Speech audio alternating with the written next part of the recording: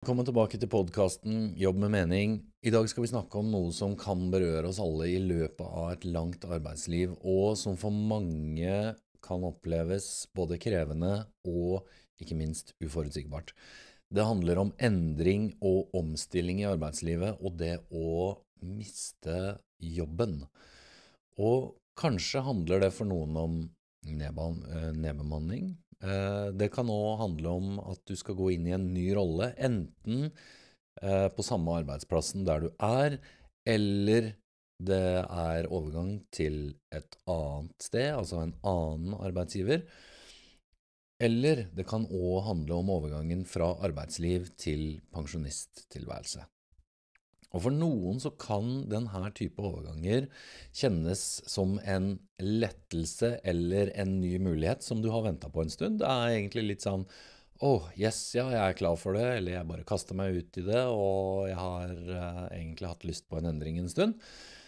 Det er ikke den vinklingen vi skal snakke mest om i dag, fordi for mange andre så kan det oppleves som et stort tap.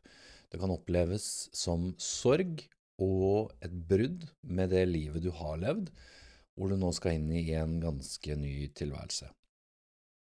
Og det er helt naturlig, og grunnen til jeg har lyst til å snakke om det er fordi det er mange endringer og omstillingsprosesser i arbeidslivet. Det har vært det de senere årene, og det blir ikke noe mindre av det fremover heller.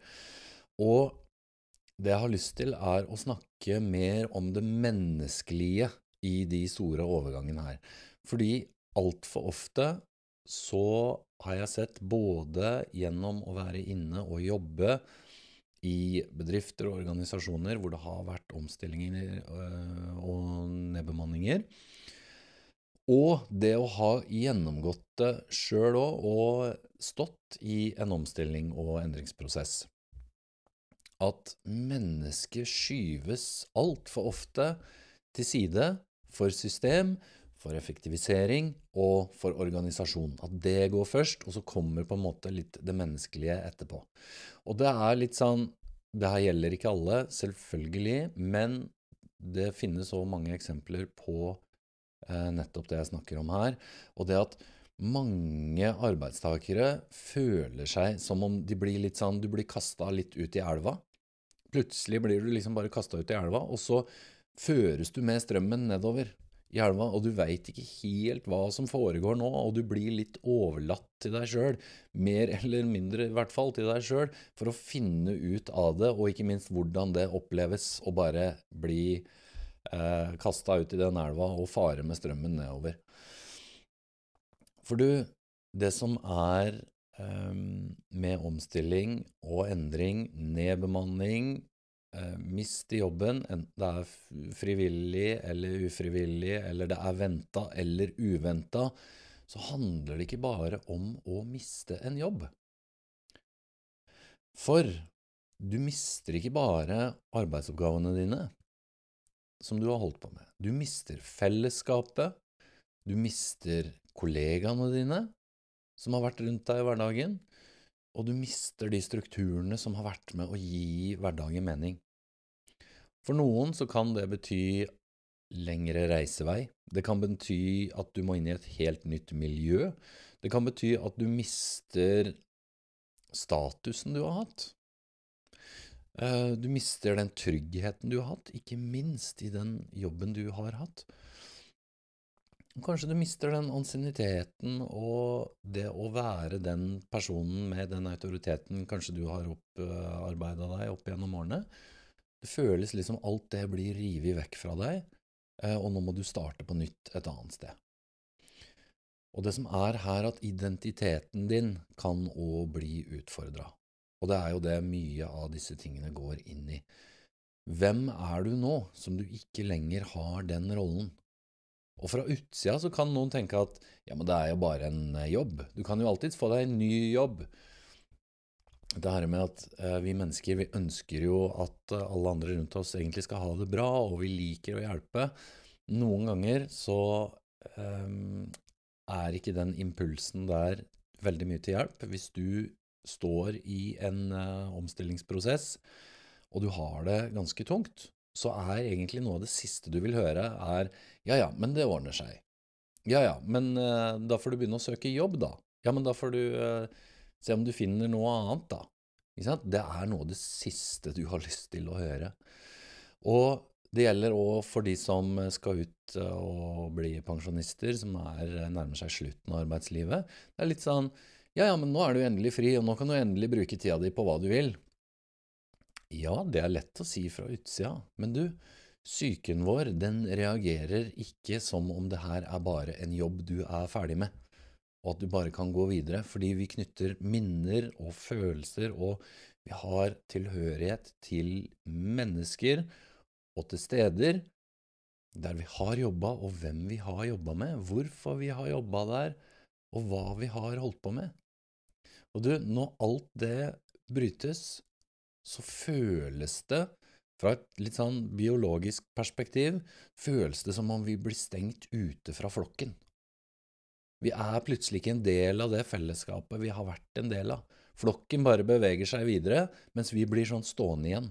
Og så skal vi bare ut på sletta og finne ut av livet selv fremover. Og det her i bunn og grunn handler om, at det snakkes ikke veldig høyt om det, det snakkes ikke nok om det. Det finnes eksempler på arbeidsgivere selvfølgelig som er gode på det her med kommunikasjon i overgangsperioder i livet når det handler om omstillinger og endringer. Men det alt for mange kjenner på at de blir sittende alene med tankene og følelsene sine. Og det også en grunn til at jeg ønsker å snakke litt om den overgangen fra arbeidsliv til pensjonisttilværelse også. Det fordi det snakkes alt for lite om.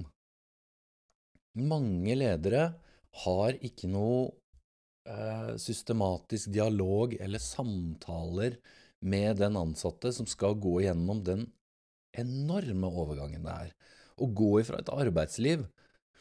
Altså, når vi blir født, så det virker som om stort sett hele poenget med livet mer eller mindre å delta i arbeidslivet og være til nytte for andre.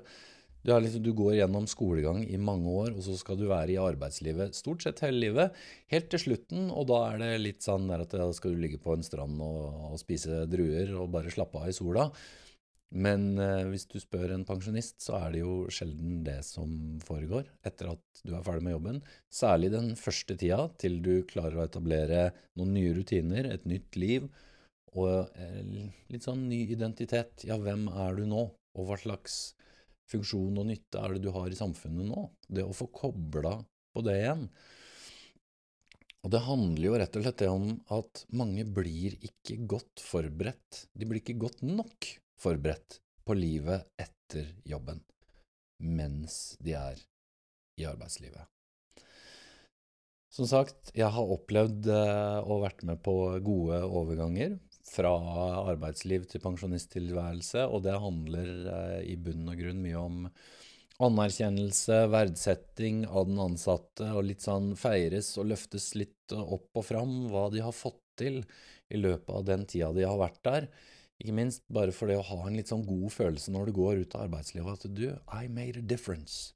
Jeg gjorde en forskjell i alle de årene jeg la igjen på den arbeidsplassen der. Og det å kjenne på det, kontra det å ikke få kjenne på det, det en enorm forskjell for oss som mennesker.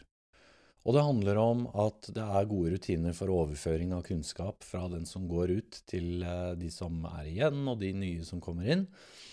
Men du, det som det trengs mer av, det å snakke med den som skal ut. Hvordan det de opplever den overgangen? Hva det de ser frem til? Hva det de gleder seg til? Hva det de kommer til å savne? Og det her gjelder ikke bare for pensjonister, det her gjelder også hvis du står i en overgang eller endring, en omstilling i jobben. Det å ha litt mer sånne grunnleggende samtaler med arbeidstakerne, med den ansatte, om disse tingene her. Og kanskje det HR, eller kanskje det en leder som inviterer til mer sånn livssamtale som handler om mening, identitet og nye roller. For en jobb handler ikke bare om arbeidsoppgaver. Det så mye mer. Jobben vår er knyttet til hvem vi er, hvem vi ønsker å være, til det er dypt forbundet med identiteten vår, hvem vi er. Og det som er at mange opplever et sånt tomrom etter jobben.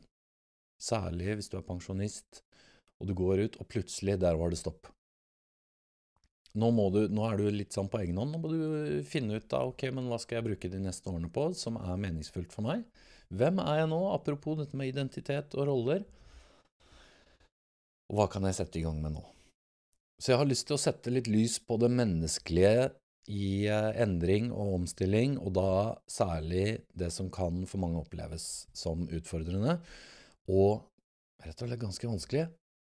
For psykologisk sett så er det vanlig når du går igjennom en omstilling eller en endringsprosess, å reagere med sorg. Og du kan oppleve ulike faser av sorg før du eventuelt kommer fram til en aksept. En aksept der du er klar for å leve livet videre i en ny rolle eller en ny tilværelse. For det å miste jobben ufrivillig betyr å miste noe mot sin vilje. Og da er det viktig å gi plass til de følelsene som kommer i det. Og det å ikke undertrykke de, og det er det jeg ser alt for mye, at det ikke snakkes om, og det bare legges lokk på. For det du kjenner på i en omstillingsprosess, du har mistet jobben din, eller du går gjennom store endringer i jobben din, det du kjenner på er normalt. Enten det er sinne, sårhet, du er flau, eller du kjenner på skam, eller savn. Alt er en del av den prosessen. Og her er det så viktig med god og litt sånn fancy word, transparent kommunikasjon fra arbeidsgiver. Jeg liker bare å kalle det sånn gjennomskinnelig, at lyset skinner igjennom kommunikasjonen. Hva er det som faktisk foregår her? Det å bare slippe folk inn og vite hva er det som skal skje i den prosessen her, og hvordan blir du påvirket, og ha en full åpenhet rundt det. Og noe av det verste folk gjennomgår i en sånn situasjon, eller det som gjør ting mye verre også, det er jo den følelsen at jeg får ikke vite alt som foregår. Det er litt sånn der, the truth is out there, it is not here. Sånn at jeg blir ikke innlemmet i hva som faktisk foregår her.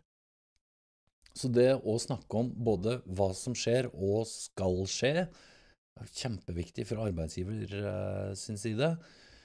Og det å snakke om hvorfor vi går gjennom det her, og ikke minst hvordan det skal foregå. Og alt det her er jo også for å skape en trygghet i en veldig uforutsigbar og usikker situasjon for den som er ansatt, den som går gjennom det her, det mennesket som går igjennom det her. For en endring i jobben, det handler ikke bare om ytre forandringer, men det er en indre psykologisk overgang som også foregår. Og vi ser for oss ofte at endring, det starter liksom med det nye.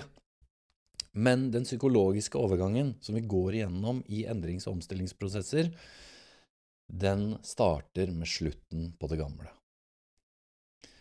Og slutten på det gamle, det innebærer alt fra savn til motstand, til usikkerhet, til sinne. Og det er der det starter. Og den neste fasen vi går igjennom i den psykologiske overgangen, det er litt sånn at du etter hvert, du kan jo se for deg når du starter i en ny, eller hvis du mister jobben din, hva er det første som skjer med deg? Ikke sant? Det er kanskje sinne, det er frustrasjon, og du kjenner på motstand og masse usikkerhet. Hva skjer nå? Men så er det neste fase etter det, og det er her du står litt mellom to verdener, uten å helt føle deg hjemme i noen av de to verdenene, og det kan føles litt sånn kaotisk. Det er nå du er i den elva. Det er nå du er i strømmen, i elva. Og kanskje for noen så kan jo det handle i en omstillingsprosess om at du er over i den nye jobben. men du har ikke helt integrert deg i den nye stillingen som du er i. Du er fortsatt delvis i den gamle jobben din, og delvis i den nye jobben din.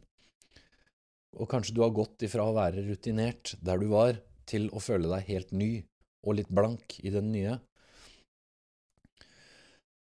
Og den tredje fasen i psykologiske overganger som vi alle går igjennom, det er når du begynner å finne den nye balansen.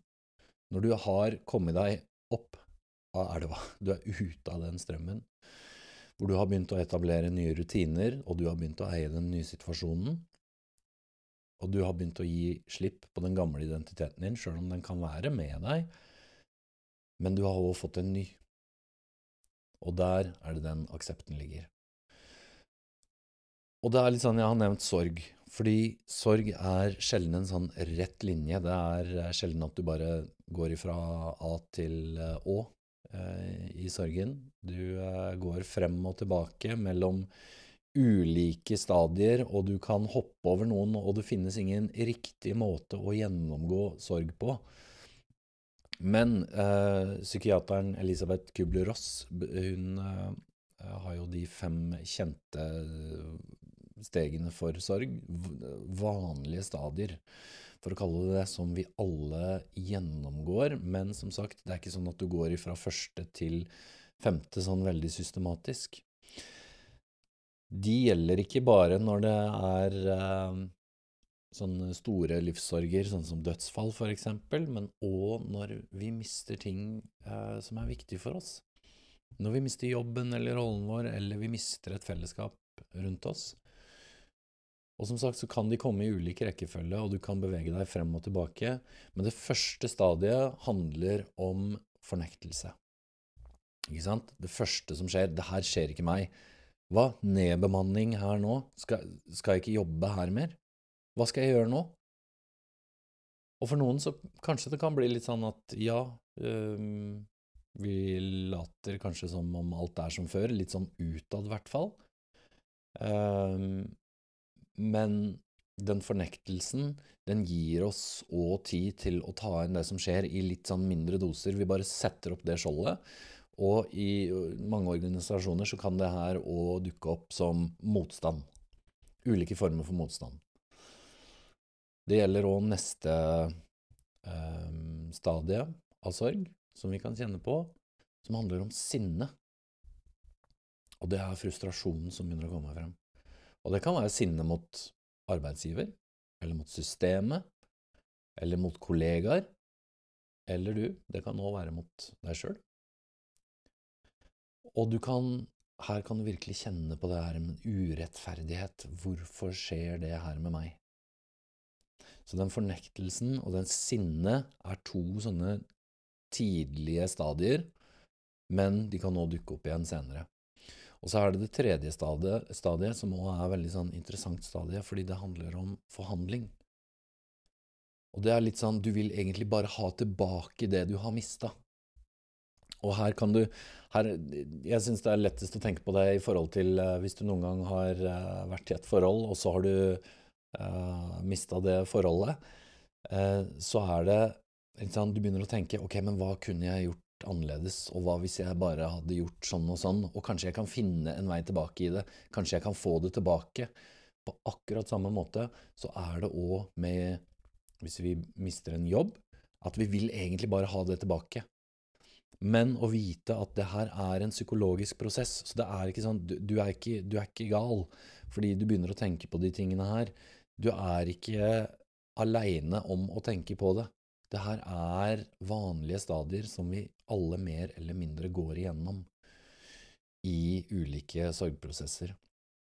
Og så er det et 4. stadie som handler litt mer om det her med depresjon, ikke sånn klinisk depresjon nødvendigvis, men mer det at tyngden begynner å synke inn.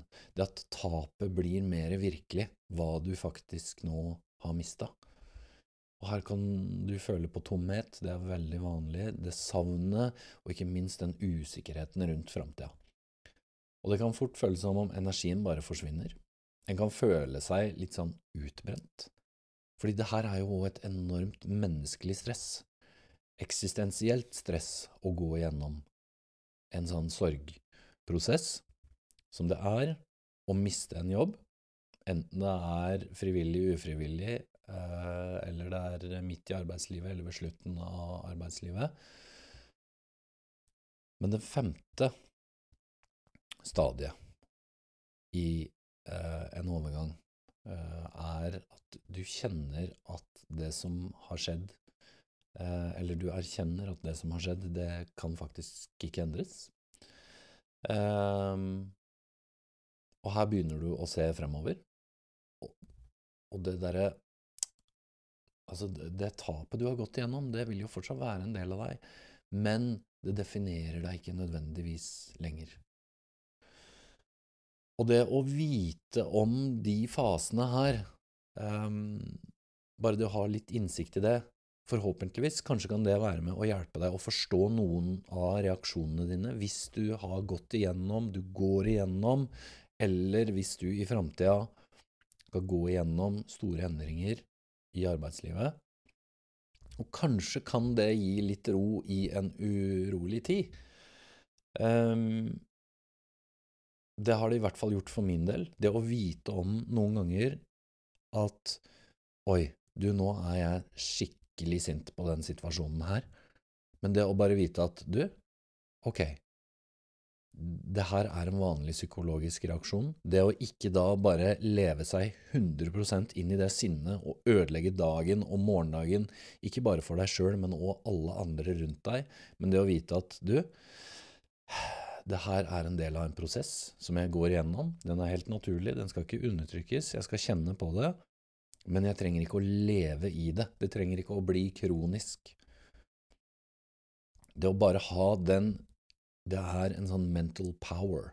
Bare det å ha det å kunne ta et lite sånn steg tilbake når du kjenner på følelser som tar litt overhånd.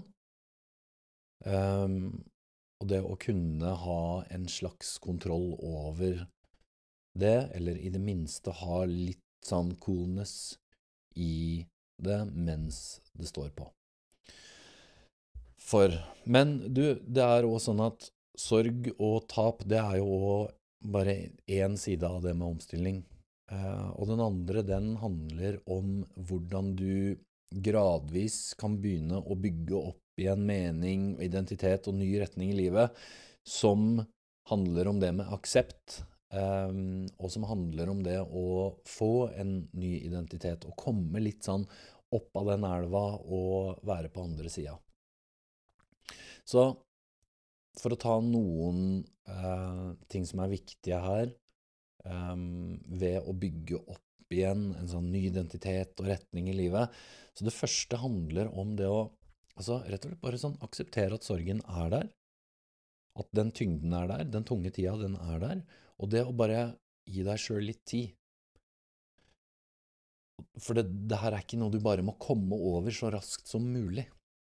Men det å tillate deg å faktisk kjenne på den frustrasjonen og den usikkerheten, og den tristheten som er der, det er en del av den prosessen.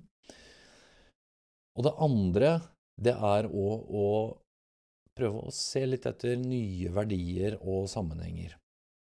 Fordi mening det skapes ofte gjennom relasjoner og gjennom aktiviteter og gjennom jobb, gjennom arbeid. Og når du mister noe, så kan det også være en anledning til å reflektere over hva er det som virkelig betyr noe for deg? Hva er det som er grunnleggende viktig for deg? For eksempel det å begynne å utforske nye nettverk, interesser eller karriereveier. Og så er det litt sånn, her er det viktig, ikke sant? Fordi de tingene her,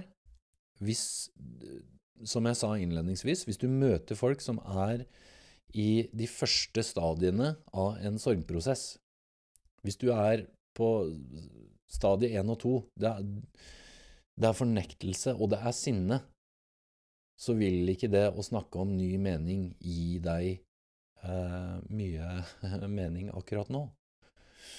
Men det kan være at du er i et senere stadie. Kanskje du nærmer deg aksept. Kanskje du begynner å se litt håp innimellom. Kanskje du begynner å se litt at ja, det var kanskje ikke så ille. Kanskje jeg har lyst til å justere litt fremover. Men du er ikke helt i startfasen av det å ha tapt noe. Så kan dette her være verdt å reflektere over. Men det å møte folk der de er jo det viktigste i det. Så hvis du også kjenner noen som står i en omstilling, for eksempel, eller en endringsprosess i arbeidslivet, så det å møte de der det er, sjekke ut hvor de er, for hvis det er masse fornektelse og sinne, så det å komme og si utforsk nye nettverk og interesser, det er som bare å skrike inn i en murvegg. Det er like nyttig. Så møt alltid folk der de er, og det er også en liten sånn pli til ledere og arbeidsgivere der ute også, det å se hvor er det folk er i prosessen, og møte de da der de er. Men du, for å fortsette litt med de som kanskje har lyst til å enten tenke litt rundt det her når de begynner å lysne litt, og du er litt på andre siden, så handler det også litt om å bygge en sånn ny identitet og bygge deg opp igjen. Fordi tap av jobb, det kan virkelig føles som tap av identitet, som jeg har vært inne på, men da er det også her en mulighet til å forme en ny, en som speiler verdiene dine, som speiler interessene dine, og som speiler ferdighetene dine, ting du faktisk er god på. Og så er det en neste, og kanskje det kan handle om at det er tiden for nye muligheter. Altså det å utforske videreutdanning, starte for deg selv, kanskje det kan være en måte å se på det fremover. Jeg vet om folk som har vært ferdig med arbeidslivet, som da har startet pensjonisttilværelsen som selvstendig næringsdrivende, hvor de kanskje har de 2-3 siste årene begynt å forberede det å gå ut av arbeidslivet med å bli selvstendig næringsgivende. Jeg vet også om noen som i pensjonistalder har tatt utdanning, har tatt mastergrader i fag som de hadde hatt lyst til å ta gjennom hele arbeidslivet, men aldri rakk å gjøre det. Og så har de brukt pensjonistalderen til det. Og det handler ikke om at du trenger å finne sånne perfekte løsninger med en gang. Men ofte så handler det litt om å gå ifra det generelle til det spesifikke. Og det handler om å gå ifra, ok, men hva skal jeg gjøre nå, som er det generelle, til mer det spesifikke med, ok, hva slags jobb, eller hva slags hobby eller aktivitet har jeg lyst til å satse videre på nå? Kanskje innenfor hvilke felt? Tenke gjennom hva er det jeg ønsker å bidra med, og ha litt sånn, hva er det jeg ikke har lyst til å bruke tida mi og energien min på fremover. Det viktigste i alt det, og det gjelder i alle fasene av det å stå i en endring og omstilling, i de psykologiske fasene, det er at det er tøft å håndtere store endringer alene. Så støtte fra mennesker som forstår situasjonen som du er i, eller i det minste som kan gi noe empati i den situasjonen du er i, kan virkelig gjøre hele forskjellen. Og det du kjenner på er helt normalt, og det er ikke sånn at du er alene om å føle på alle disse tingene her, og kjenne på de tingene, fordi du er i en overgang. Så det å ha noen å snakke med underveis, noen å støtte seg på, er veldig viktig å ikke bare bli sittende alene med det, og det er der også mange arbeidsgivere har mye å gå på. Det å ikke la arbeidstakerne bli sittende alene med tankene sine, med antagelsene sine, fordi det er det som skjer når de ikke har fakta, når de ikke vet hva som foregår, så begynner de å lage sine egne historier. Det er sånn vi mennesker fungerer. Så hvis du står i en omstilling, eller du har mistet jobben, så vit at du er ikke alene med å kjenne på de tingene her. Og det er mulig å komme videre, og det er lov å kjenne på både frykt og håp samtidig. Det er faktisk ganske så vanlig. Og du, hvis du ønsker støtte i en prosess som er lignende det vi har snakket om i denne episoden her, så finner du meg på meningsfulljobb.no. Det er nettopp det jeg hjelper folk med, å stå i ulike overganger i livet. Og det handler ikke om at du skal fikses, men alle trenger støtte. Del gjerne denne episoden her med noen som trenger å høre det her. Tusen takk for at du har lyttet, og vi høres igjen i neste episode.